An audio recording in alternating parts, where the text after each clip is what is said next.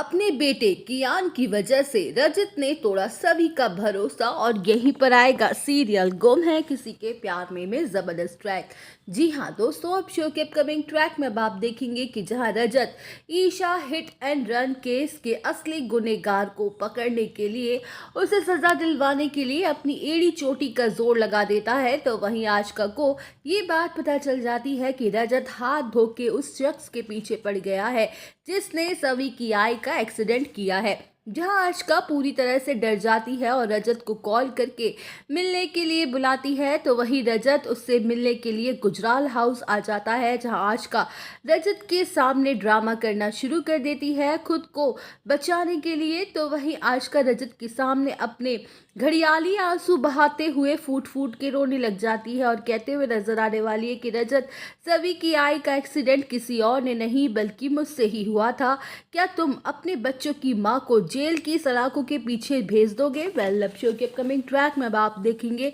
कि जहां सच्चाई जानने के बाद रजत की तो होश ही उड़ जाते हैं और वो साफ साफ कह देता है कि तुमने जो किया है वो माफ़ी के लायक बिल्कुल भी नहीं है, मैं तुम्हें सज़ा ज़रूर दिलवा के रहूँगा। तो वही रजत गुस्से में वहाँ से जा ही रहा होता है कि तभी कियान उसके सामने आगे खड़ा हो जाता है और कहता है कि मैंने इतने सालों में आपसे कुछ भी नहीं मांगा है, पर आज मैं आपसे रिक्वेस्ट करता हूँ कि आप ये केस वापस ले लो और मेरी मम्मा को बचा लो, वरना आज के बाद आप मेरा मरा हुआ मुँह देखोगे। वेल, अब शो के अपकमिंग ट्रैक में अब आप देखेंगे कि जहां रजत कियान की वजह से मजबूर हो जाता है और केस से रिलेटेड सारे सबूतों को डिस्ट्रॉय कर देता है, तो वही अर्श आशिका का पर चिल्लाते हुए कहते हुए नजर आने वाला है कि अभी मैं जिंदा हूँ, मैं तुम्हें बचा लेता, फिर क्या जरूरत थी तुम्हें उस रजत को यहाँ बुलाने की और उसके आगे भीख मांगने की। जहाँ आशिका साफ साफ कह देती कि ऐसा कुछ भी नहीं है जैसा तुम सोच रहे हो, मैं कोई बीवी नहीं हूँ तुम्हारी जो तुम मुझ पर रोक टोक लगाने की कोशिश कर रहे हो, तुम्हें कोई हक नहीं बनता है। तो वहीं